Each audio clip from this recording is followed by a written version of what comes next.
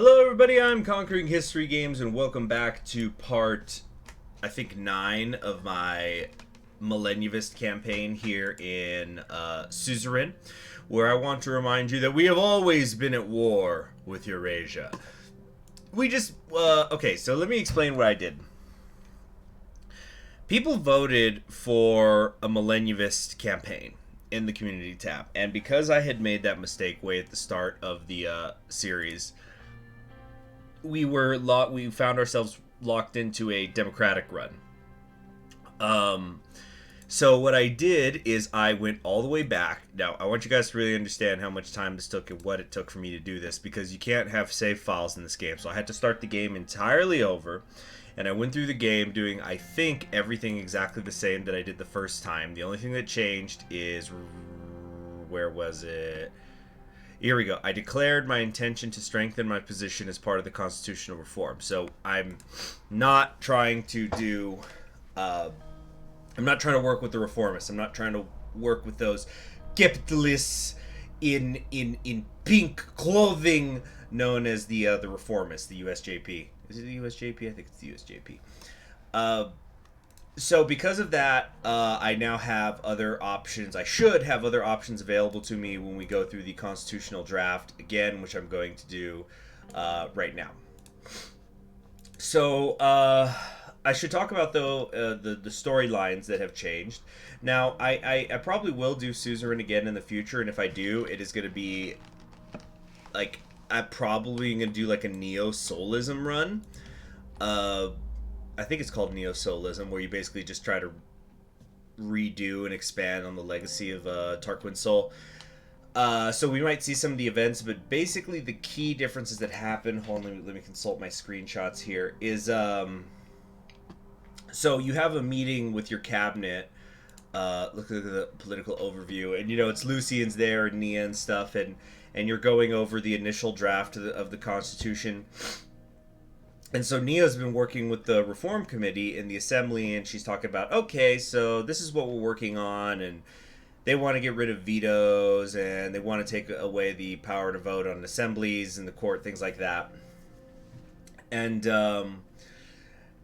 then she, in the course of the meeting, she says, quote, "But judging by what Mr. President is trying to do, I believe you can find common ground under solism. The problem will be not her, but me, Mr. President," because they're talking about Gloria Tori, because she's saying that this stronger constitution you're trying to build, Gloria Tori is going to love it. I'm sure not, though. "I cannot allow a more authoritarian constitution to be made. There is no way I could support this."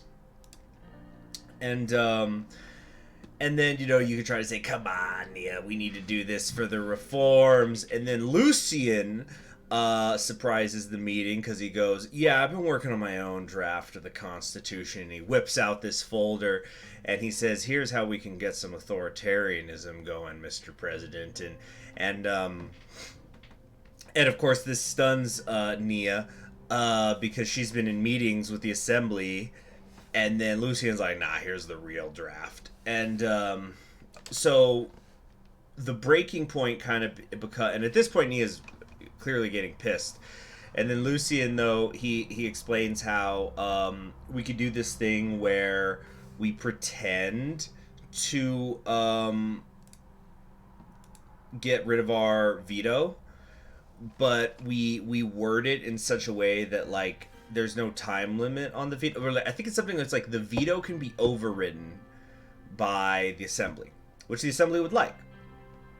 But we set it up so that there's no time limit on when we veto it, so we pocket veto it. So it's like the Assembly can't override us not signing a legislative bill if we never veto it, so there's nothing to override. And so that becomes the breaking point for Nia, and she says, "A pocket veto, you think that's clever, Mr. Gallade, but anybody who understands the law would see that hole. There's no way the reformists would be deceived by that. With all due respect, I will take my leave from this meeting. I don't think I have anything to add anymore. I cannot associate with plans of tyranny." And so then she leaves, and that was the last we saw of Nia. She's still in my cabinet, but I guess she's just silently protesting. Oh yeah, and she also has said, I forgot, this is very important, she said that she was going to vote against us on this Constitution if it hits the Supreme Court. So that means her and the other 2 reformists, those are dead votes. Now, Orso Hawker, because he's a crazy old man, doesn't seem to be very much in favor of the Constitution, but I think he just doesn't want anything changed, and I still refused to do his state of emergency thing. So I think the only way we're going to really be able to get this through is we've got to get Isabel Edmonds on our side, who's a centrist. That's going to be a little tricky. And we're also going to have to do that meeting with Heron Garachi, which I remember having that. I think I had a meeting with him when I was doing my reformist Democratic run. And the meeting didn't go well, but we knew it wasn't going to go well. Excuse me. Sorry about that. Had a rough night's sleep. So yeah, I think if we can get Heron and we can get Isabel, if Heron just brings 2 over, that would be Isabel's 3, and then Heron with 3. That gives us 6-5. So I think it's going to be tough but doable, because the thing is, we're not going straight up dictatorship. We're going, I guess, I don't know what you would call it. It's Vanguard Malenyvism. We have to seize authority so that we have the power to reform. Okay, so anyway, let's go into these actual constitutional changes here and start finalizing this stuff. Alright, Reform Committee, Livia's here. How are you today? I'm perfectly fine. Okay. Can you give me a hint about your reform plans? Yeah, fuck off, Livia. Alright. Good morning, everybody. We'll start with the process, sir. Can we go over each of the points that are discussion for the draft? Section 3, impeachment. We could try to make the impeachment process more difficult or get rid of it entirely. They will be looking for anything they declare unconstitutional. Okay. Hold on. We do need to review this properly. Apart from the 2 sections of decreasing the Supreme Court's authority and limiting the president vetoes, other sections are up to debate. Oh yeah, this is Lucian speaking. We can start talking about Section 3. This is about the impeachment process of the president. Currently, in cases of high treason and breaking the Constitution, the Supreme Court may impeach and try the president. We could try and make the impeachment process more difficult or entirely or get rid of it.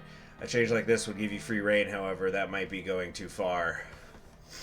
This law is particularly dangerous for you in this case.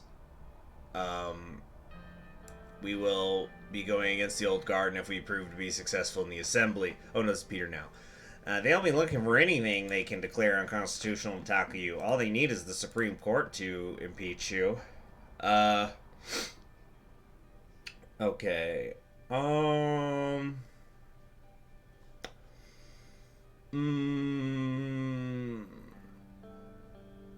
Maybe we shouldn't mess with the court much to keep them on our side. I'm going to break the court, I think, so we don't have to worry about the Supreme Court impeaching me if they're all just my yes men and women. Getting dialogue with us. Let's move on. I'll move on to Section 4. This is regarding the appointment of ministers. Currently, the president is free to appoint anyone from the members of these. I need to work on Lucian's voice. Let's see, he's kind of got the thing there. I'll kind of give him a little rougher. This is regarding the appointment of ministers. Currently, the president is free to appoint anyone from the members of the assembly. No one else is involved with the process. So there's no reason to change this unless you want to sell this to the opposition parties. Sharing the power with the assembly may make them sympathetic to you. This might be important for the NFP as well. Oh yeah, and there was just a couple of little things where it said we might have to work with the NFP. Now, that would be interesting because I'm going for a Malenyevist run. But just like with the capitalists, where we, especially in the case of Tux, where we literally took his money and then turned around and gave it to Sergei, I think there would be a delightful irony if we can convince the NFP to vote for this new constitution and then we crush them.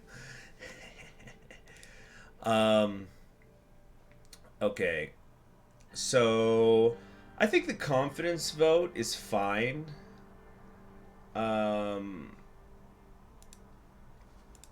besides, the USP's in charge, so who cares? And it's just like, and I'm pretty sure this is a non-bending thing. I'm not a super expert at this game. Like I said in the first episode, if you're looking for a guide on how to do this perfectly, I'm definitely not it. And don't let anybody on the internet tell you they are, because they've updated this game so much that it's there's always um, something different, and so nobody actually has true guides.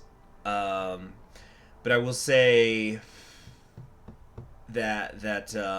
I'm very confident that if you don't give some of the power to the assembly in the case of the confidence vote regarding the appointment of ministers, I'm pretty sure you'll never get it passed because the assembly wants more power.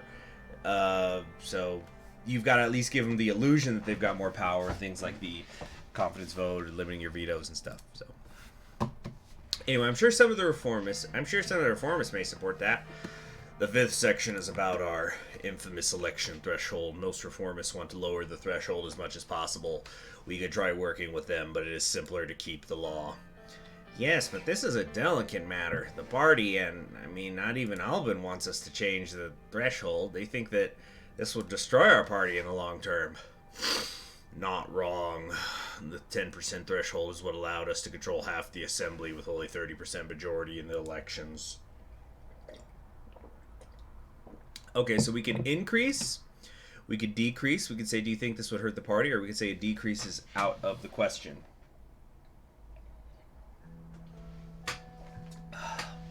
I really do get so nervous about this Constitution stuff, especially with the run that I'm doing here, because when I was doing my reformist run, it was a lot of stuff of, oh man, am I alienating too many conservatives? But here, it's like, okay, I got to throw a little meat to the far right. I got to throw a little meat to the reformists. I got to throw a little meat to the conservatives, things like that. And I feel that, like, instead of getting the support of all these groups, anytime I try to throw meat to the conservatives, it's going to alienate the reformists. And when I try to throw meat to the reformists, it's going to alienate the conservatives.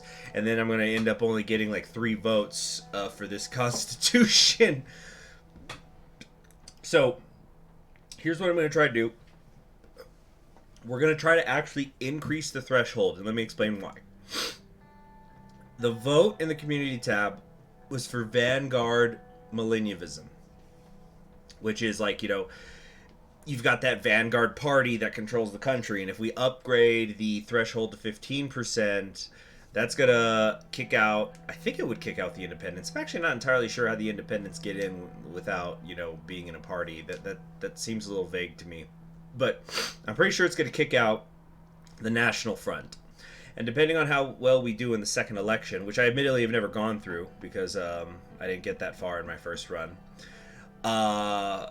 maybe we could even push out the reformists, because if we take a look at the legislative body, okay, so there's 250 seats. The PFJP has 70% of it. I think that if we ran a really good campaign, we could either push out the PFJP or just render them entirely irrelevant.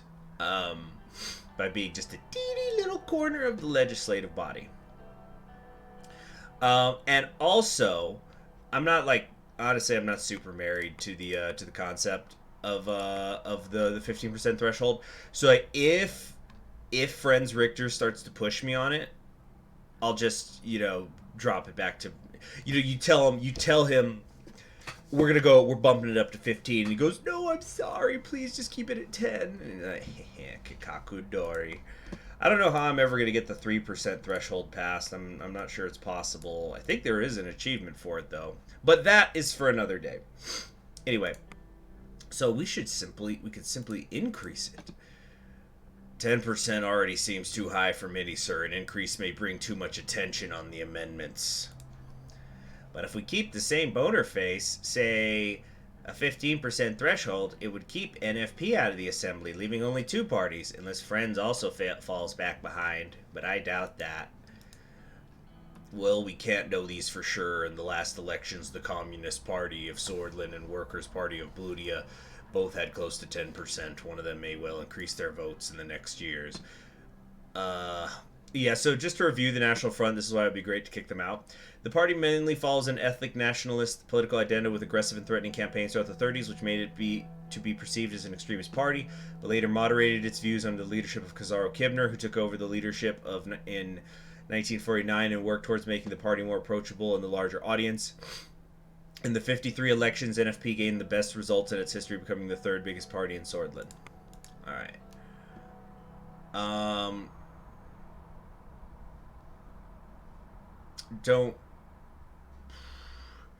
We should keep using the threshold to our advantage.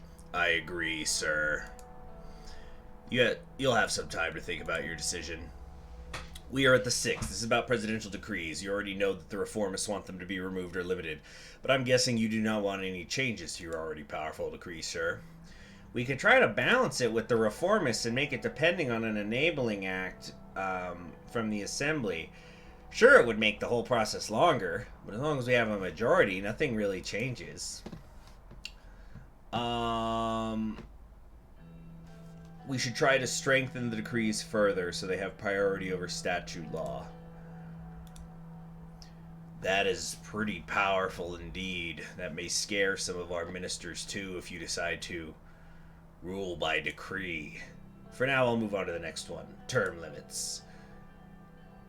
I don't leave anytime soon. We keep the unlimited turns. And again, that's because, let's go over here to the Codex. Wait, I always get that. Hold on. Codex, home, foreign leaders. If we look at the man, the myth, the legend himself, Leon Malenyevist has been serving as the head of government of United Kontana since 1910. He's been going for 43 years. You think he's got term limits? No. Do people love him? Of course they do. I agree. We could keep that in. Hey, if people keep electing one person, that means they really are content. The masses are scared of change. We'll leave it to the president to decide. I'll move on to the 8th section. We are reaching the end. It is the question of the immunity of the judges. While the anti-old guard sentiment is increasing, there are talks that taking away their immunity would give us authority over judiciary. If we can remove the immunity or define an impeachment process, we could clean the court from Morso and his gang.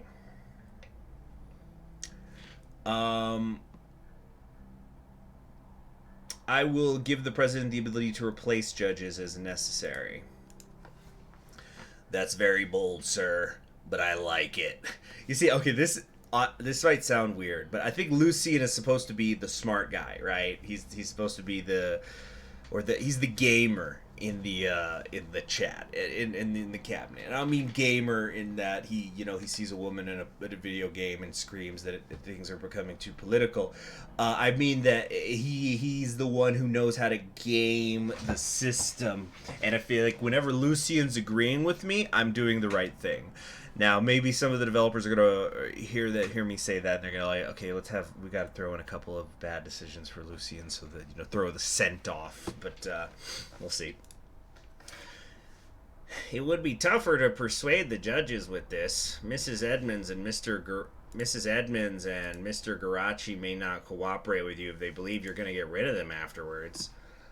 The last one is the question about Soul's legacy. Basically, his member of honor law, it gave him absolute immunity even when he's retired. He is a permanent member of the assembly as well, but luckily he doesn't really attend anymore.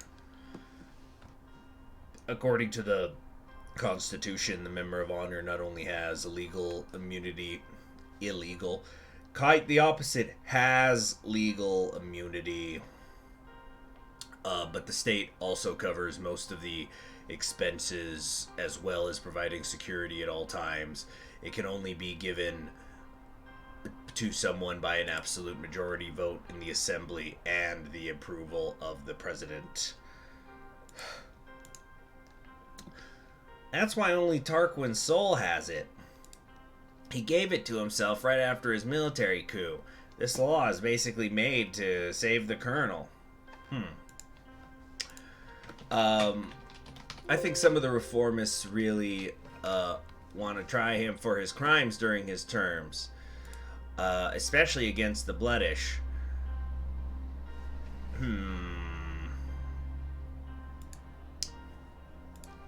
This law really has symbolic importance for both them and the Solus. Okay. I think we want to get rid of the Member of Honor thing because, yeah, I think I've discussed this before because the key is that I want to put him on trial because I want to see what happens. Maybe he'll go to jail, maybe he won't. He probably won't because the old guard is in the Supreme Court, but I would like to see those events. And ideally, I'd like to throw him in prison because I know there's an achievement for that, and I'd like to get that achievement if possible.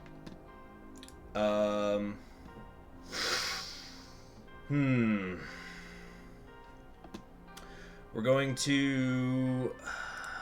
Or do I want to just say we're going to take away the immunity clause?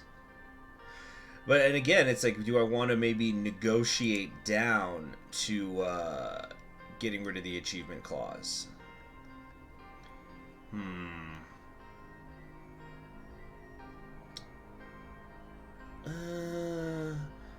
Yeah, we're going to abolish the position.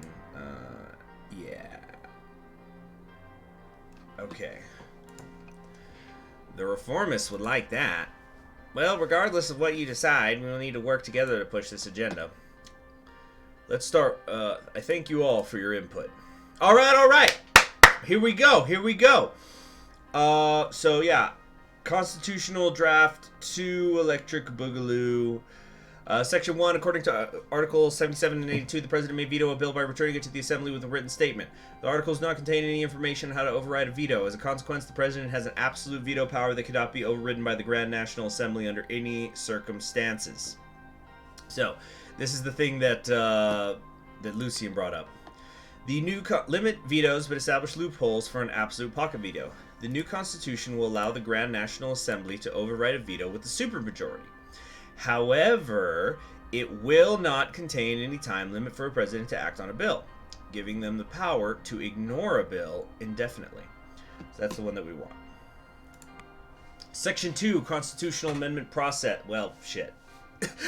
According to Article 5 of the Constitution, an amendment may be proposed by members of the Assembly with at least 150 signatures.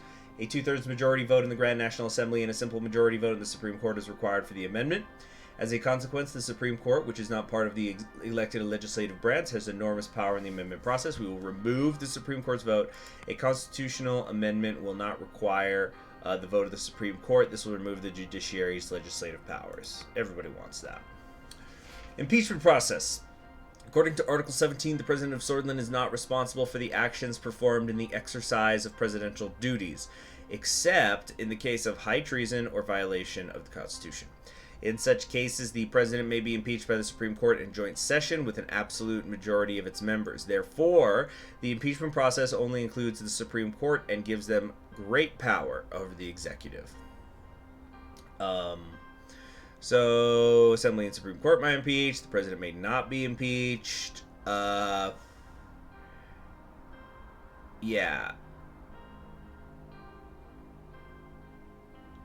Let me hold on. Okay, so not responsible, except the President may be impeached by the Supreme Court in joint session with an absolute majority of its members.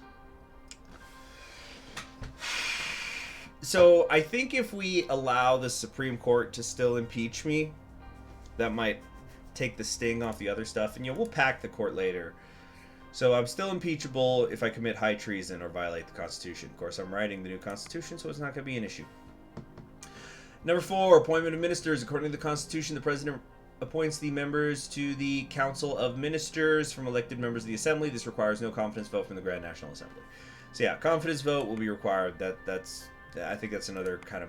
I don't know, but it feels like that's a mandatory one. Section 5, electoral threshold. According to Article 50, a political party needs a minimum of 10% of the total national vote to win seats in the Grand National Assembly.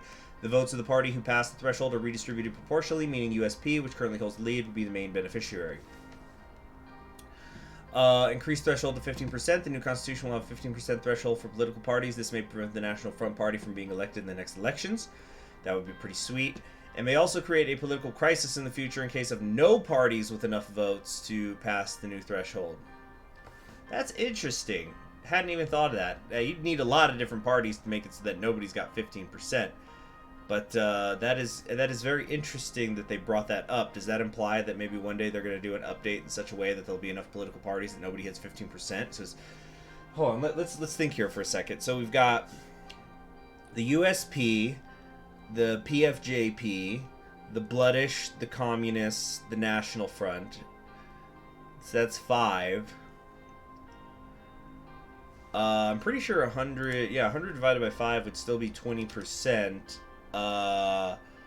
So you would need, I think, 7 parties, and they'd have to split evenly in order to get it so that nobody hits 15%, in which case, oh no, who's president? Me. Looks like I'll have to rule by decree for an entire term. But that's very interesting that they bring that up. I wonder if that is foreshadowing future content or something. I don't know. Alright, so we're going to increase that threshold. Presidential decrees. According to Article 18 and 51, the president is able to issue decrees on political, social, and economic issues that would carry the force of law. They could not contradict the Constitution and are subject to judicial review. Marbury versus Madison. Therefore, the president may issue decrees in many subjects without going through the Grand National Assembly. However, the Assembly may pass legislation on these same subjects to override presidential decrees. So we're going to go stronger. Presidential decrees have priority over statute law and are not subject to judicial review. The jurisdiction of the presidential decrees will be increased, and they will have priority over statute law made by the Grand National Assembly. The decrees will not be subject to judicial review. Well, that just repeated itself, didn't it? So that way we don't... Yeah, we're going to do that. According to the Constitution, the president shall be elected for 4 years. However, there's no mention of a term limit, allowing one individual to be able to run, be elected, and serve as president without limits. Nah, we don't need that. We don't need no term limits. The people love me. They love me, and I will not deny the people. Section 8, immunity of justices. This is going to be a bitch. The Constitution gives the justices of the Supreme Court total immunity and describes no procedure of impeachment, making them untouchable by the other branches of government. The president can replace judges. The president of Switzerland may replace a justice of the Supreme Court with another individual who is fit for the job if the acting justice is not in good behavior. Oh, we're going to have fun taking Hawker out. I feel it. Okay. And finally, Section 9, the honorary membership of Tarquin Sol. Article 99 of the Constitution defines the member of honor title, its appointment procedure, as well as the rights their members may exercise. A member of honor has absolute immunity, is considered to be a permanent member of the Grand National Assembly. They are given control of their own personal security team, provided by the state's presidential guards. A member is also eligible to live in a special private residence provided by the state for free. The only person who holds the title is Tarquin Sol. So, yeah, we're just getting rid of this. I want to be able to put him on trial. Abolish the honorary membership. Let's review. Okay. So, we're going to limit with pocket vetoes. Yeah. Obviously, let's see. Impeachment process. We're going to leave it. I'm going to be impeachable. Like I said, I'm not making myself dictator for life. I'm just saying, if the people want to elect me forever, they can. And they can elect representatives to impeach me if they want. Or, wait, no, because it's judges. Never mind. I'm not going to do anything impeachable. Don't worry about it. Okay, confidence vote. Pretty sure that's also required. 15%. Statute law. No term limits. We could replace justices and abolishing the honorary membership. Okay, I think that we are good to go here. You're about to make constitutional changes. Are you sure about your decisions? Yes. Okay. After looking at the changes, the team began discussing it amongst themselves. Lucien spoke afterwards. It looks like the amendments are ready to be proposed. I'm good. Let's proceed. Lucien looked at me. We'll be working on the wording of the proposal with our legal experts before we propose it. In the I just realized I'm giving him Volkner's voice, the general. We'll just run with it for the rest of the episode. In the meantime, you must introduce this proposal to our party, sir. You'll need a strong speech to get them behind you, but I advise you first talk to the leaders of both the conservative and reformist wings of the party. As far as I'm aware, Mr. Calvin will be our biggest problem. He may try to paint you as a dictator. Mrs. Tory will also be tough, but we need to get her first. Any advice in regards, or how about for the speech? Sir, you're pretty well versed in speeches. You know the party. Just make sure you get them hyped up about the reforms. You must also be prepared to reconsider the proposal if it comes to that. Thanks for the advice. Wish you good luck with the party, sir. I think we can end the meeting here. Okay. Turn 3. I think we're locked in now. You have signed a draft constitutional change package to consolidate power.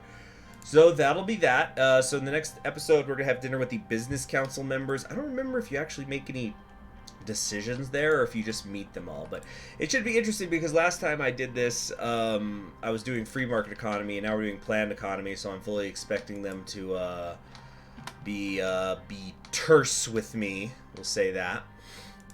And also I have a bunch of news racked up because because was just slamming through doing all the decisions. I wasn't really reading anything.